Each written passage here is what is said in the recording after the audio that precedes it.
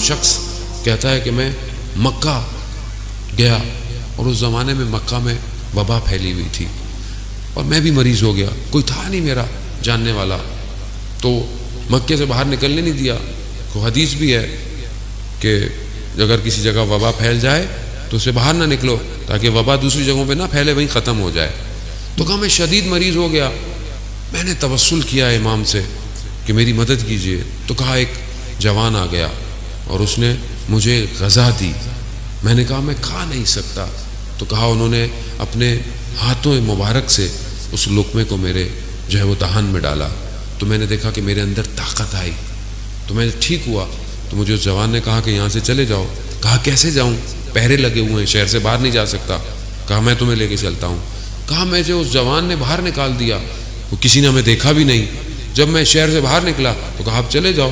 تو میں نے پوچھا یہ کون ہے کہ مجھے ایک لقمے سے ٹھیک کر دیا، مجھے شہر سے باہر نکال دیا؟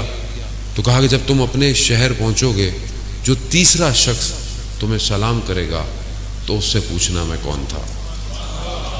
کہا میں پورے راستے میں اسی سوال کے ذہن میرے رہا۔ جب میں اپنے شہر پہنچا تو میں نے جو ہے وہ شہر کے دروازے پر پہلا شخص ملا، دوسرا شخص ملا، تیسرا شخص شہر کا نگہبان تھا جو رات کو شہر کی نگہبانی کرتا تھا۔ وہ آیا، وہ مجھے ملا، میں نے اسے سلام کیا۔ میرے ذہن میں کہا وہ اتنی بڑی کوئی ہستی تھی، یہ تو ایک عام سا نگہبان ہے، یہ کیا بتائے گا؟ کہا میں بھی سوچ رہا تھا۔ تو اس نے مجھے بتایا کہ وہ جو تمہیں شخص ملا وہ کوئی اور نہیں تھا، وہ وقت کا امام تھا۔ اللہم صلی علی محمد وآل محمد، اللہم صلی علی محمد وآل محمد، اللہم صلی علی محمد۔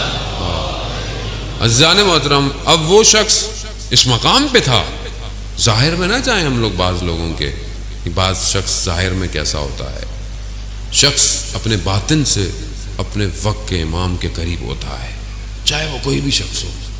پھر اس شخص نے بتایا کہ میں نے تمہیں بتایا اس لیے ہے کیونکہ میرا تھوڑے عرصے بعد انتقال ہونے والا ہے۔ عزیزان محترم، ہر زمانے میں ایسے لوگ ہوتے ہیں جو امام کے قریب ہوتے ہیں، اور ہوتے وہ ہم ہی میں سے ہیں، ایکسٹرا لوگ نہیں ہوتے ہیں۔ کچھ لوگوں کا دائرہ ہے، کہیں 30 لوگ ہیں، کہیں 60 ہیں، کہیں 300 ہیں جو امام کے قریب ہیں، اور یہ عادی لوگ ہیں۔ جب ایک کا انتقال ہوتا ہے تو دوسرا ان کی جگہ آ کے لیتا ہے۔ شرط یہ ہے کہ اپنے آپ کو اس قابل کیا ہو کہ امام اس کا انتخاب کرے۔ ہم آج اپنی زندگی میں دیکھیں کہ آج ہماری زندگی میں کیا چیز امپورٹنٹ ہے، یہ دنیا امپورٹنٹ ہے یا پھر آخرت؟